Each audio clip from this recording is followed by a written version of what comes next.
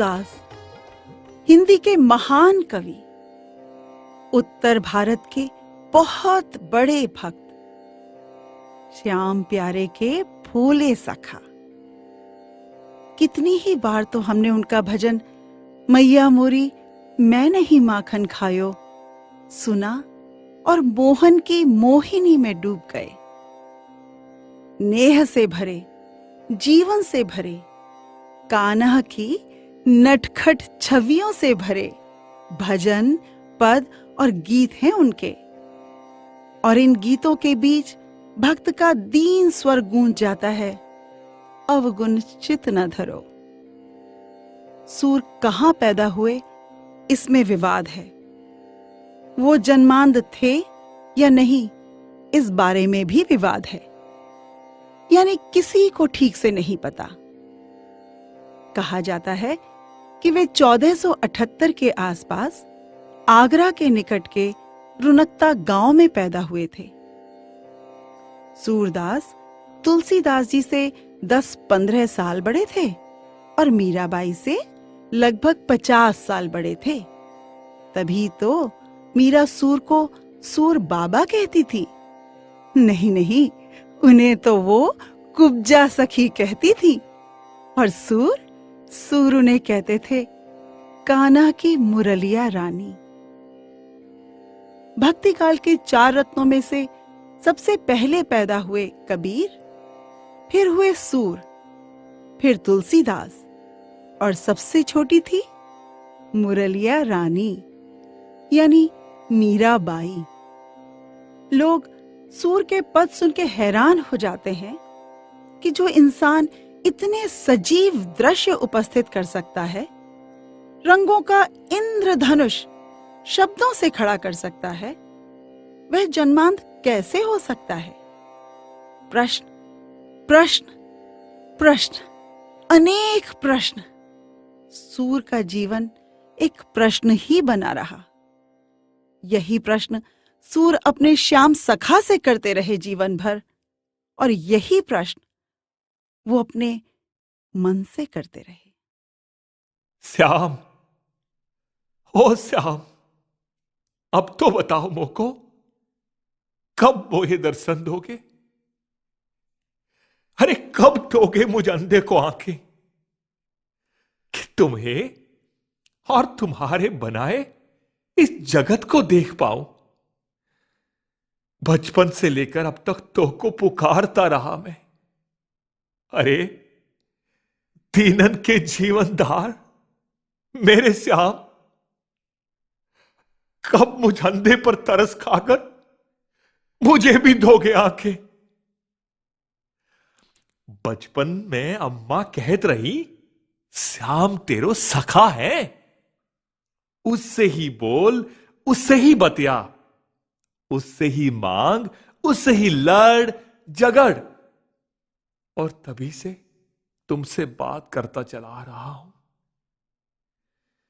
घर छोड़ दिया, अम्मा छोड़ी, पिता छोड़े, अरे 3 भाई छोड़े, सब छोड़कर तुम्हारी शरण में हूं प्रभु।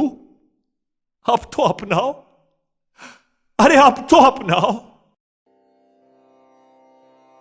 सूर मथुरा, आगरा के पास के रहने वाले थे, इसीलिए उनकी भाषा ब्रिज भाषा थी। उन्हें बचपन से ही उनके पिता ने संगीत की शिक्षा दी थी। 5-6 साल का सूरा नहीं, तब तो वे सूर्यनाथ थे, मां और पिता के प्यारे सूर्यनाथ। सूर्य को स्पर्श से हर वस्तु का ज्ञान करवाया हीरो बाबा ने। ये बाबा ग्वाले थे, घर के पास रहते थे। सूर्यनाथ के विद्वान, कवि, संगीतकार पिता के घर आते जाते थे। उनकी लड़की सूर्यनाथ के घर काम करती और हीरो बाबा 3-4 साल के सूर को गोदी उठाए उठाए फिरते, हर चीज छू कर समझाते। यह पलाश का पत्ता है, देखो, छुओ, इसकी बनावट को पहचानो, इसके भीतर की नाड़ियों को पहचानो। चिकनाई देखो इसकी। इसका रंग हरा है, पर कैसा हरा? हरा जानते हो कितनी तरह का होता है? और ये देखो, गाय, अपने कन्हैया जी की गैया है ये। छुओ, इसे छुओ। सूर बहुत होशियार, हर बात जैसे अंतर में उतर जाती और कभी भूलती नहीं। बल्कि जैसे जैसे समय बढ़ा, सूर ऐसा सुंदर वर्णन करते हर चीज का कि सुनने वाले चकित रह जाते। सब प्रशंसा करते, पर बाकी के 3 भाई ईर्ष्या करते थे। उन पर ढेले मारते, सामान छीन लेते, और वही सब जो ईर्ष्या में होता है। पिता ने उन्हें संगीत के लिए, ज्योतिष के लिए भेजा तो ईर्ष्या और बढ़ी। रोते हुए मां के पास आए तो मां ने समझाया, एक ही श्याम सखा तुम्हारो। श्याम सखा, बस फिर क्या था? सूर थे और सूर के सखा श्याम थे। अब कुछ न सताता था और ना कुछ भाता था। धीरे धीरे सूर बड़े हो गए।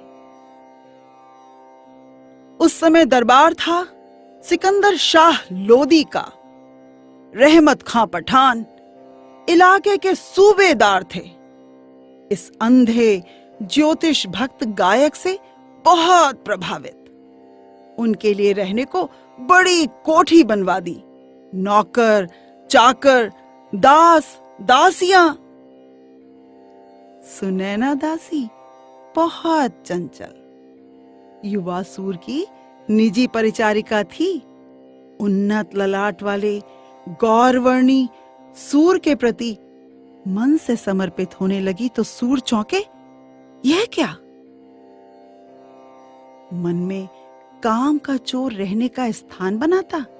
इससे पहले ही सब छोड़ छाड़ भागे वहां से और आन लगे मथुरा के द्वारे। हां, ये स्थान ठीक है। कुछ दिन यहां रहा जा सकता है। भोला नाव वाले ने प्रसन्न होकर ये कोठरी अच्छी दे दी रहने को। बता भी तो दिया था मैंने कि जो उसकी नाव डूब गई थी वो कहां मिलेगी।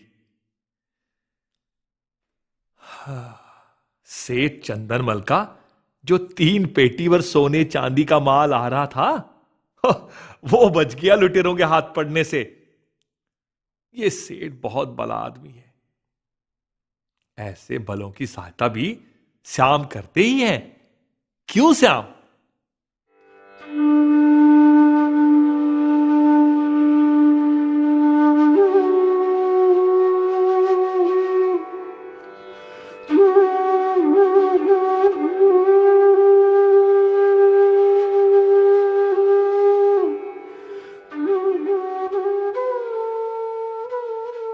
हाँ हाँ, एक तुम भले, एक वो भला। क्यों सूर? जानते हो श्याम, कभी कभी तुम ऐसे बोलते हो कि लगता है कि तुम सामने बैठकर मुझसे बातें कर रहे हो। ठिठोली की तो तुम्हारी आदत है, करोगे ही, मानोगे कहां। अच्छा, मैंने क्या बुरा किया जो ताना कस रहे हो? क्यों? सेठ चंदनमल के यहां अपनी ज्योतिष का पसारा दिखा आए, वाहवाही पाली ना? यही सब चाहिए था तो कोठी छोड़कर क्यों भागे थे? सुनैना का प्रेम क्या बुरा था? वहीं रहते। वहां से बन के भागे सूरदास, और यहां फिर ज्योतिषाचार्य गायक सूरदास बनने जा रहे हो। श्याम, तुम तो बहुत ही कठोर हो। तुम क्या चाहते हो, इस कोठरी में भी न रहने पाऊं? अरे, दुनिया में रहने के लिए कछु जुगाड़ तो बिठाना पड़ेगा कि नहीं? तुम तो मोहे अंधा बनाकर चुप होके बैठ गए। अब खाइबे को कुछ तो चाहिए मोहे। कुछ दिन तो अब तुम्हारी इस ब्रजभूमि में रहूंगा और तुम्हारी लीला देखूंगा। क्यों, सही कही ना मैंने?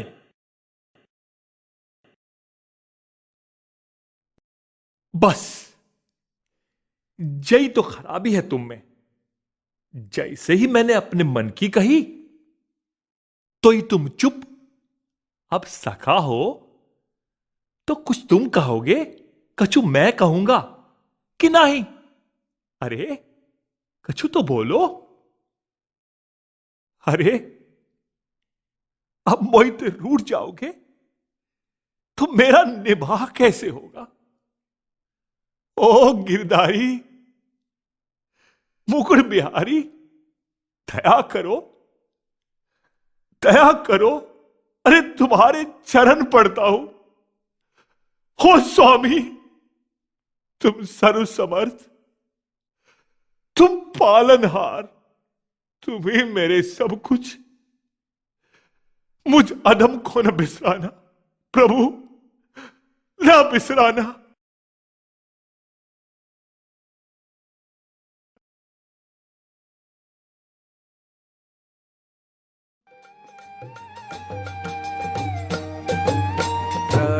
इन चरणन केरो भरोसो, इन चरणन केरो,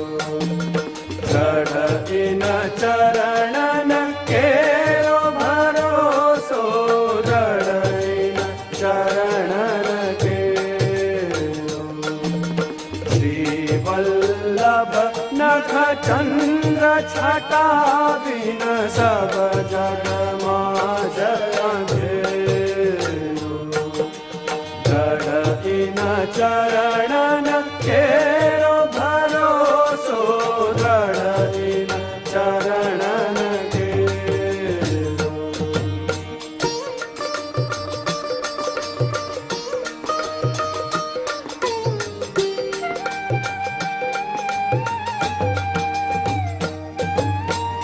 साधन और नहीं या कली में, जासो हो तुनि बेरो। साधन और नहीं या कली में, जासो हो तुनि बेरो। सुर कहा कर तू विध आदरो, सुर कहा कही तू विध आदरो। बिना मोल को चेरो भरोसो, गढ़ इन चरणन केरो। गढ़ इन चरणन केरो भरोसो, गढ़ इन चरणन केरो। अरे स्वामी जी, तुम तो बहुत ही सुंदर गाते हो। कौन कौन हो तुम? हम, अरे हमरा नाम कंतो है और हम दूध लेकर आए हैं नाग देवता के लिए। नाग देवता? और क्या, तुम्हें भोला भैया नाय बताए कि इस कोठरी में नाग देवता रहते हैं, पर वो किसी मनाई को कुछ नहीं कहते। भोला भैया के तो हाथ पैरन सबके ऊपर से निकस जात है। तुम नाय डरो स्वामी जी, तुम्हें कछु नाय कहेंगे ये नाग देवता। अरे हम ना ही डर रहे हैं, पूछ रहे हैं बस। अच्छा ये बता कि द्वारकाधीश मंदिर कैसे पहुंचेंगे यहां से? मथुरा आई के सबसे पहले अपने द्वारकाधीश के दर्शन करने हैं मोहे। लो, इतनी सी बात, अभी ले चलती हूँ। तू ले जा सकेगी वहां तक मुझे? सारी मथुरा वृंदावन में घूमती हूँ, अपनी नाव खेती हूँ। और आप कहते हो ले जा सकेगी? चलो चलो, अब उठो आप, अभी ले चलती हूँ। ठीक है बाहर रहने दे तू, ये लाठी पकड़।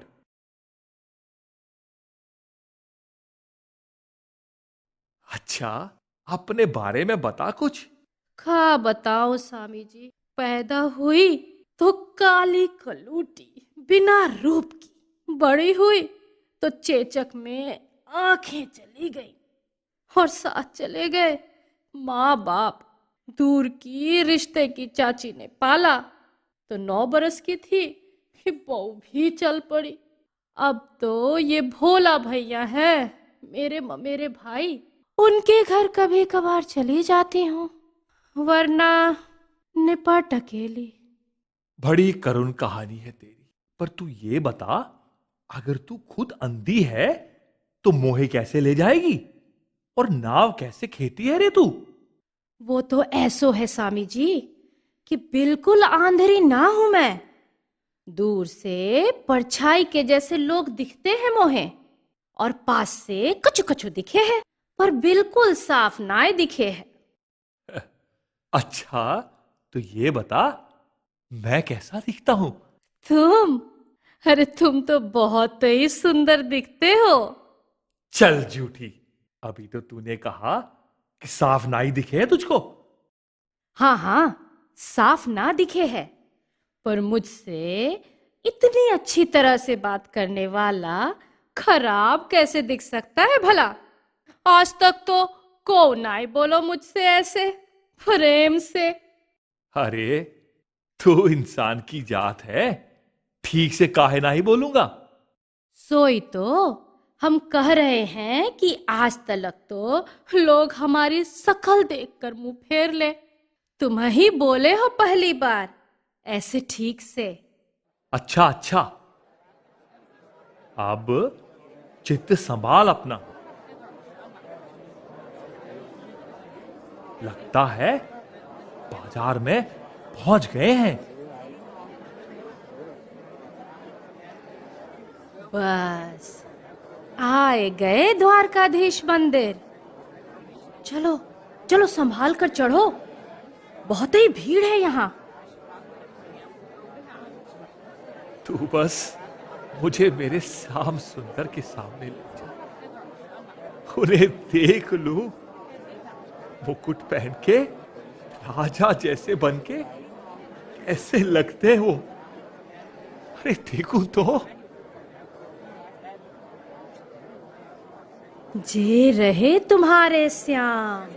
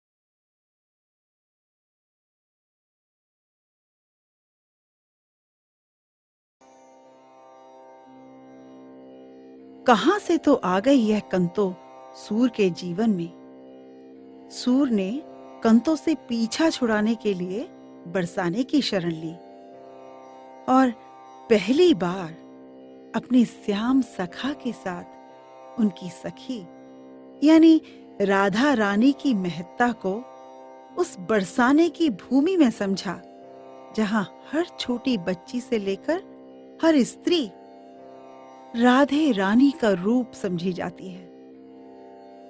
इस भूमि पर ही दोबारा मिली कंतो ढूंढती ढांढती पहुंच गई बरसाने। सूर ने बहुत छुड़ाने की कोशिश करी, पर कंतो ऐसी लता थी कि जिसे सूर जैसे समर्थ पेड़ का सहारा मिल गया था।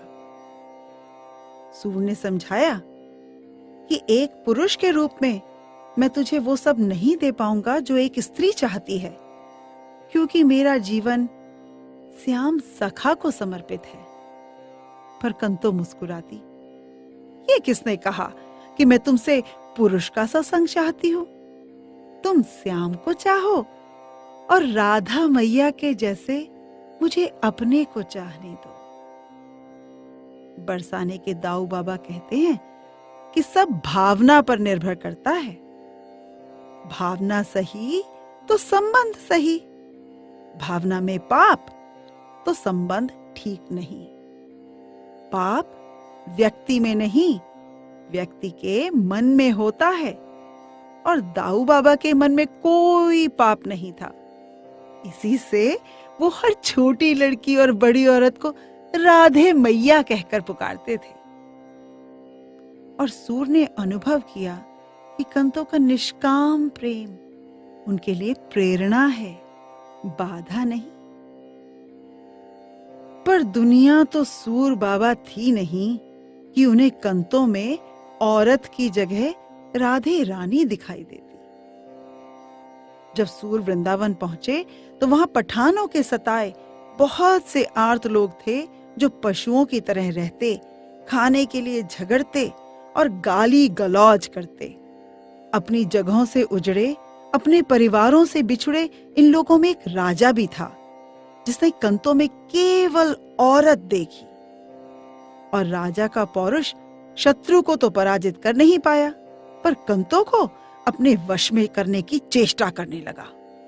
झगड़े हुए और अंत में सूर इस बात से बहुत दुखी होकर चल पड़े वृंदावन से, अपने मोहन का धनुषधारी रूप देखने अयोध्या। और साथ चली कंतो।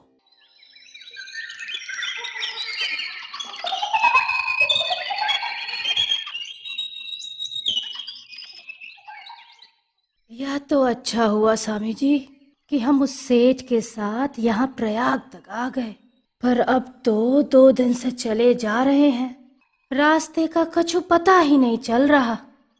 हाँ, भले आदमी मिल जाते हैं कभी कभी। अब तो ये देखना है कि हम अपने इन 2 पांव पर कितना चल पाएंगे। 2 दिनों से तो चले जा रहे हैं इन जंगलों में, अब तो साथ का चना चबेना भी चुक गया, क्या करेंगे? तो हिम्मत काहे आ रही है री? अभी कोई बस्ती आए जाएगी। मेरा तो गला भी सूखा जा रहा है। जान बचेगी तो कहीं पहुंचेंगे ना स्वामी जी। मोरे तो फिरान निकले जा रहे हैं। राम जी अयोध्या में नहीं, यही मिलने आए जाएंगे मुझसे। ऐसी कैसी बातें कर रही है तू? अरे अमृत रस बरसेगो और तू पीना भी और नहाना भी। तू याद तो कर मोहन को। स्वामी जी, अब मैं कोई तुम्हारी जैसी समझदार तो हूं ना कि चिलकते गले में अमृत रस बरसता देखूं।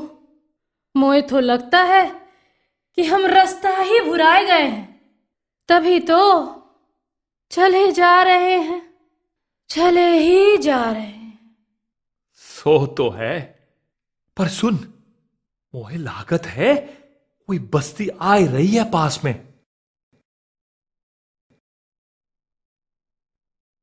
अरे क्या करें भाई, इस बार तो अल्लाह का ऐसा कुफ्र टूटा है कि आसमान तक पानी के लिए तरस गया है। वो तो बैल ही था बेचारा, गूंगा जानवर, मर गया बेचारा। लेकिन अब क्या करोगे? खेती का समय और तुम्हारा बैल मर गया। खेत न जोते तो खुद मरने की नौबत आ जाएगी। नया बैल खरीद लो। पर कहां से खरीदूं? इस बार सूबेदार साहब आए और सारी जमा पूंजी ले गए। कहने लगे फौज के लिए रसद खरीदनी है। अब बताओ, बाबा अलग परेशान हो रहे हैं। अब खुद जुट जाऊं खेत में बैल के जैसे? जुते तुम्हारे दुश्मन। ये बढ़िया कहा। दुश्मनों में से ही किसी को पकड़ लाओ और जो दो बैल के जैसे। क्यों, सही कही ना? उसके लिए तो दूर भी नहीं जाना पड़ेगा। सूबेदार की सेना जा रही है अगले सूबे में, साथ लग लो और ले आओ किसी को। क्यों भैया, यहाँ कोई कुआं है पास में? बहुत ही प्यास लगी है। लो, आ पहुंचा तुम्हारा बैल। कौन? ये तो बहुत दुबला पतला है। ये क्या जोतेगा खेत? अरे आप बताए काहे नहीं हो कि कुआं कहाँ है? प्यास के मारे हम दोनों मरे जा रहे हैं। आदमी तो है ना, दुबला पतला क्या होता है? अरे जोत दे। क्या नाम है तेरा? इज्जत से बोलो, ये हमारे सूर सामी हैं। भाई पानी पिलवा देते तो।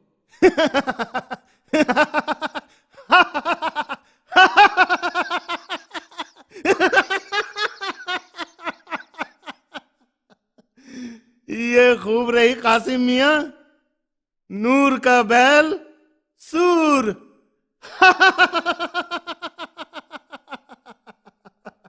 नूर का बैल सूर। कोई हाथ नहीं लगाएगा हमारे स्वामी जी को, कह देते हैं। हट पीछे तू। हाथ मत लगाना हमारे स्वामी जी को। आओ भाई आओ, आओ सब लोग आओ। बिन पैसे का तमाशा देखो। एक अंधी औरत नूर मोहम्मद से लड़ने को तैयार है।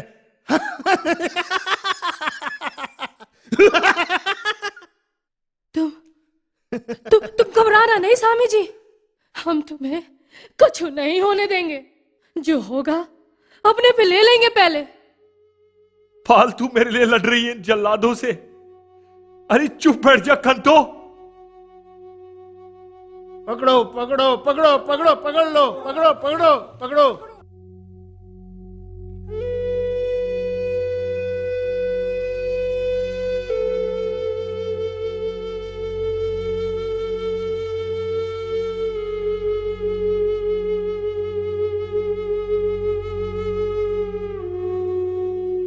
स्वामी जी, कंतो कंतो।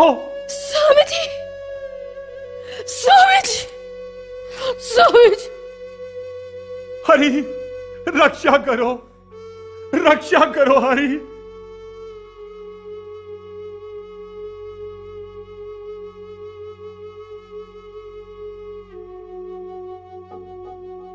अल्लाह अकबर, अल्लाह अकबर। चलो चलो।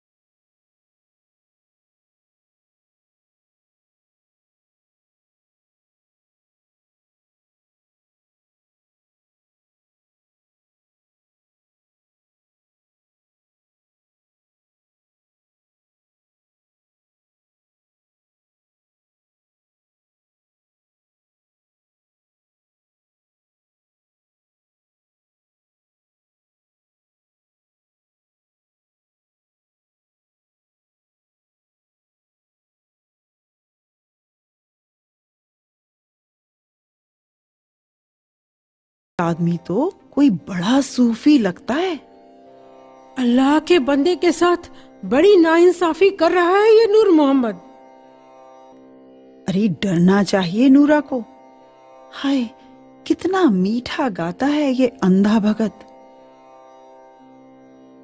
ना खाना मांगता है ना पानी, और जब से वो औरत मरी है ना, तब से कुछ नहीं बोलता।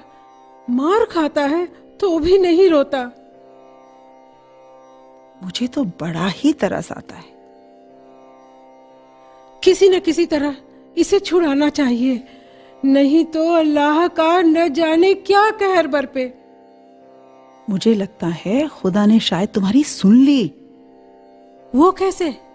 वो ऐसे कि कासिम मियाँ को कोई बड़े हिंदू व्यापारी ने बुलाया है आज इस भगत के नाई पूछताछ करने को।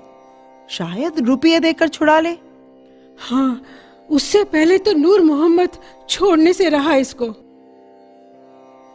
मियाँ नूर मोहम्मद, तुम्हारे लिए खुशखबरी है। क्या? असली बैल के लिए रुपए हो गए हैं और उससे ज्यादा ही मिला है। ये लोग कौन है? ये सेठ हैं और सूरा को खरीद रहे हैं। पहले पैसे दिखाओ। ये लो। ठीक है, ले जा तू इस बैल को।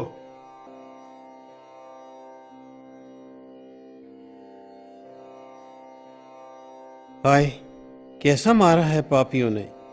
संभाल कर ले चल। चलो रथ में लिटाते हैं।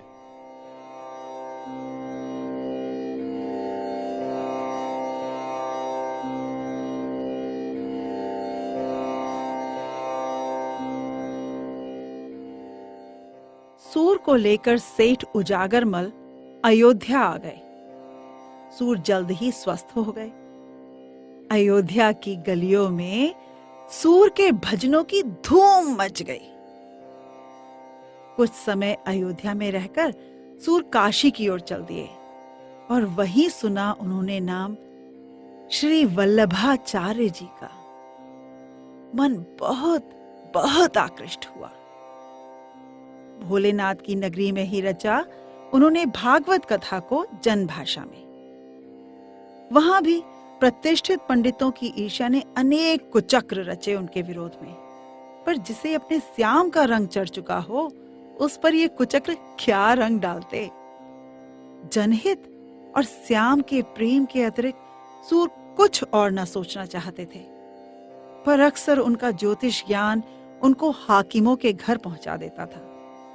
उनका ज्योतिष ज्ञान अब इतना विकसित हो गया था कि उन्हें स्पर्श की भी आवश्यकता न होती थी। कमरे में प्रवेश करते ही बैठे हुए व्यक्ति को सब बता सकते थे। प्रयाग से वे वापस लौटे मथुरा की ओर, पर मथुरा से पहले ही गोवर्धन पर्वत के पास एक गांव के बाहर एक सेठ की कुटी पर उनके अनुरोध से वे रुक गए।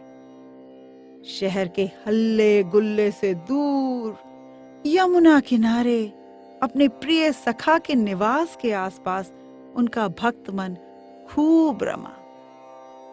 यहीं गोपाल नामक एक भक्त सेवक ने उनके भजन लिपिबद्ध करने शुरू कर दिए। यहीं सूर सागर की रचना हुई और यहीं मिले उन्हें गोविंद गुरु के रूप में। स्वामी वल्लभाचार्य जी को देखकर उन्हें लगा मानो कृष्ण ही मनुष्य रूप लेकर उतर आए हों उन्हें प्रेरित करने को।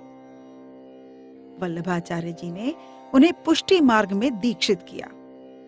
पुष्टि मार्ग या वल्लभ संप्रदाय कहता है कि कृष्ण का अनुग्रह ही साध्य है और साधन है इस अनुग्रह की प्रार्थना, विशुद्ध हृदय से प्रार्थना, किसी योग ज्ञान और बिना किसी कर्म का अवलंब लिए हुए। सूर भी तो यही चाहते थे और कर रहे थे। कृष्ण, केवल कृष्ण के प्रति समर्पण। सो तुरंत गुरु की बात समझ आ गई। सूर के दीनता और विनय के पद सुनकर वल्लभाचार्य बोले, शूर होकर घिघियात काहे हो?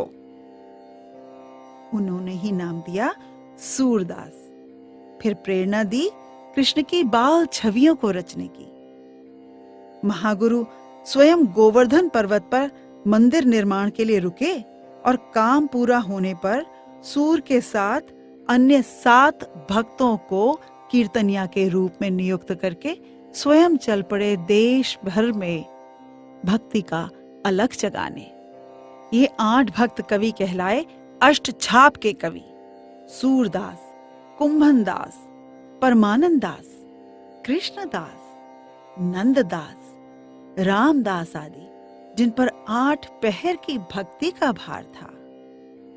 8 पहर मतलब मंगलाचरण, श्रृंगार, गोचारण, राजभोग, उत्थापन, भोग, संध्या, शयन।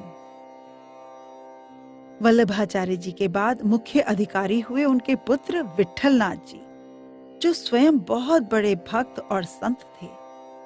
उन्होंने कृष्ण भक्ति के साथ साथ राधा जी की भक्ति को भी इस मार्ग में सम्मिलित किया और इस तरह कृष्ण और राधा जी की संयुक्त पूजा प्रारंभ हुई। सूर ने सैकड़ों भजन लिखे अपने राधा कृष्ण के लिए और 50 सीढ़ियां चढ़कर जाते रहे गोवर्धन पर्वत पर अपने श्याम सखा को रिझाने के लिए। एक दिन अपने 105वें जन्मदिन पर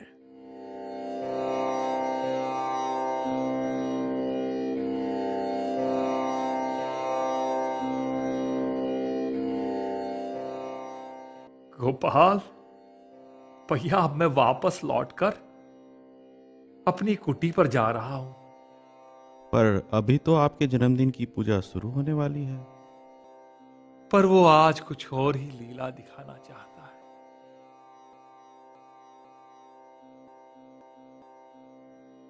यहाँ बाहर लेटेंगे? ना रे, बैठूंगा। ला, मेरा एक तारा तो दे दे।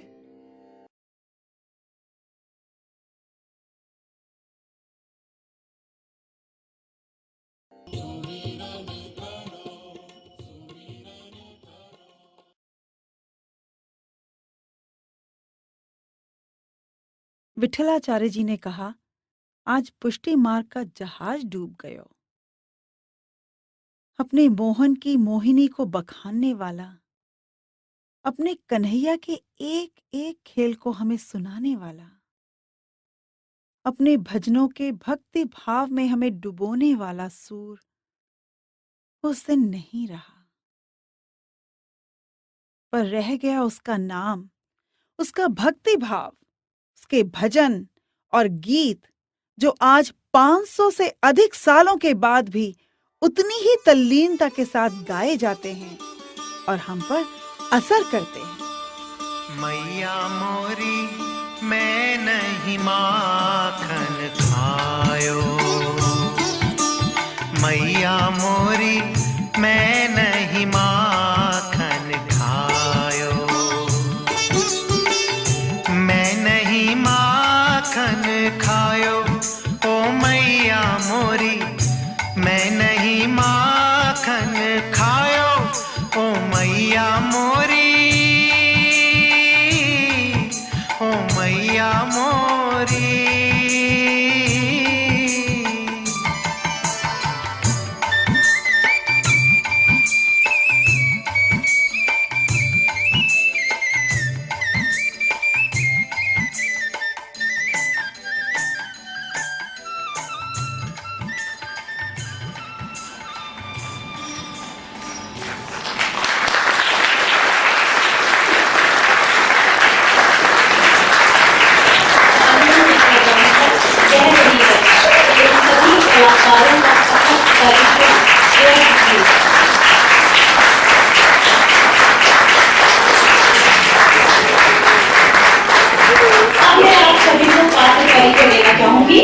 जनाबाई टीम का विठल नम्रता मेहरोत्रा,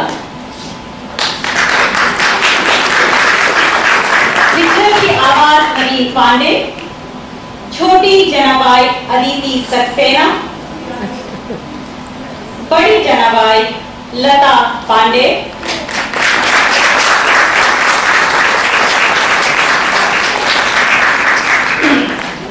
नामदेव दीपक राजदान, नामदेव शिवा कृष्णा वर्मा, कामशेटी सुरेश चंद्र पांडे, जनाबाई के पिता पंकज शर्मा, नामदेव दीपक सिंह मोनिका शर्मा, नामदेव के बच्चे साई शर्मा शॉन शर्मा, से निर्मल पिटू, राजा विजय विक्रांत। छोटी जनाबाई भी हमारे बीच है। आप सभी से निवेदन है आप एक तरफ हो जाएं और अब मैं बुलाऊंगी सूरदास का पात्र परिचय। सूरदास विद्या भूषण धर, अनुभव शंकर झा, नूर मोहम्मद नेमत सेतुजी, मीना सुरेश चंद्र पांडे, पहली औरत स्नेहधर, दूसरी औरत आशा वर्मा, अरुण वर्मन, विजय विक्रांत, गोपाल देवेश शंकर झा और श्याम नेवार नवीन पांडे। एक बार जोरदार